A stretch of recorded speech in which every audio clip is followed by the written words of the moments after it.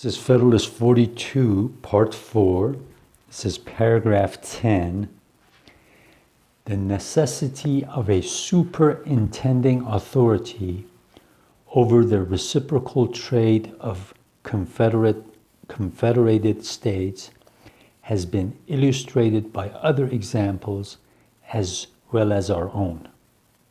In Switzerland, where the union is so very slight, each canton is obliged to allow to merchandises a passage through its jurisdiction into other cantons without an augmentation of the tolls. In Germany, it is a law of the empire that the princes and states shall not lay tolls or customs on bridges, rivers, or passages without the consent of the emperor and diet. Diet, remember, means like a congress. Though it appears from a quotation in an antecedent paper that the practice in this, as in many other instances in that confederacy, has not followed the law, and has produced there the mischief which have been foreseen here. Among the restraints imposed by the Union of the Netherlands on its members, one is that they shall not establish imposed disadvantages to their neighbors without the general permission.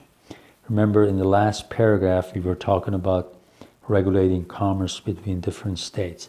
And he says if we don't have one authority, one federal government, overseeing all of this, the same thing will happen to us that was happened in the German Empire or Switzerland, where supposedly on paper you're not supposed to add toll taxes and extra taxes when merchandise goes from one canton to another or from one state to another. But in reality, that's not the case.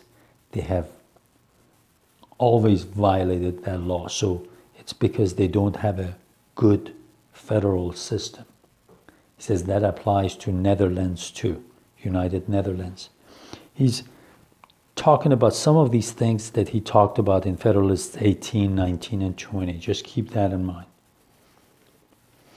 Okay, the next paragraph. The regulation of commerce with the Indian tribes is very properly unfettered from two limitations in the Articles of Confederation, which render the provision obscure and contradictory.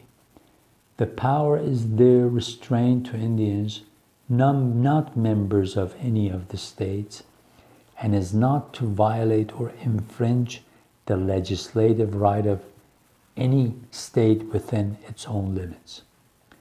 What description of Indians are to be deemed members of a state is not yet settled, and has been a question of frequent perplexity and contention in the federal councils, and how the trade with Indians, though now not members of a state, yet residing within its legislative jurisdiction, can be regulated by an external authority, without so far intruding on the internal rights of legislation, is absolutely incomprehensible. This is not the only case in which the Articles of Confederation have inconsiderately endeavored to accomplish impossibilities, to reconcile a partial sovereignty in the Union with complete sovereignty in the states, to subvert a mathematical axiom by taking away a part and letting the whole remain. As you read the American history and learn about it, you'll see that the Indians were very, very, very unfairly treated. And here he's referring to the fact that in the beginning they were trying to consider Indians as citizens of their own community. That he's saying that we are going to honor the fact that they have their own sovereignty these areas that later on will be come to be called their well, I better not go too much into this at this point. It's just that he's saying that some of our laws regarding Native Americans are not uniform and regular. Different states sometimes look at the Indians that are not living in their own community, in their own territory, but living within their states, treat them differently, look at things differently, different laws apply. And he says this is not good. But the fact that unfortunately Native Americans were treated very badly, you will see that as you study the American civilization. And I'm glad that here this last 3-4 decades things have been getting better. Okay, next paragraph.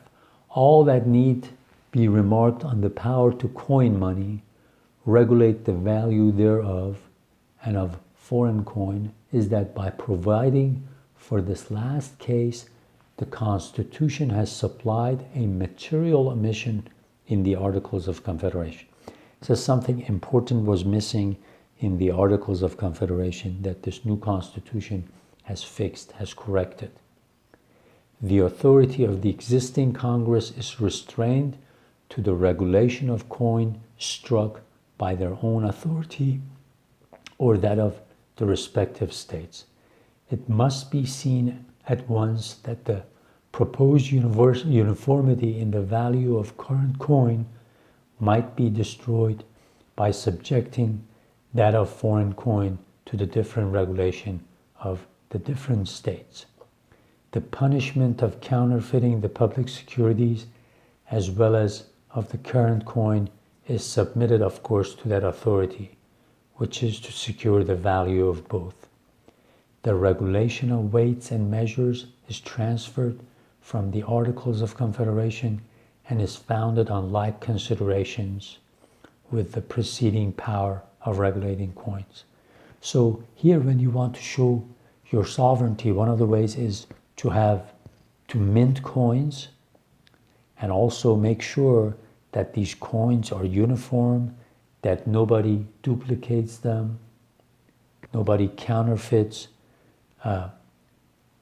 the public securities. If there's a paper that is a title of something, you don't want that counterfeited, so you want the federal government to have a uniform law punishing people who do. Weights and measures, that's another way that you can, a good government is one that can make sure that when somebody sells something and says this is 1 kilogram, 2 kilograms, 1 pound, 2 pounds, when they weight it and measure it, it is the correct weight and measuring system that people can trust and make contracts knowing that they're going to be getting the right amount. So he says we need one authority to keep an eye on this. So the best way to do that is to give it to the federal government and not allow the states to make paper money anymore, to print money and to mint coin, because we saw what it did in the last few years. And he's not going to say it here, but when you read what led up to the writing of this Constitution, like I have shown you the book by Woody Holton, Unruly Americans, a lot of it had to do with the issue of credit, debt, and all the issues, troubles that was making for Americans, for the American government. Okay, I will read the next paragraph, which has to do with naturalization when you become a U.S. citizen in different states, and how Madison says that in the new Constitution, we try to make it uniform because the existing system, the way it is right now under the Articles of Confederation, creates a lot of confusion, and it's awful.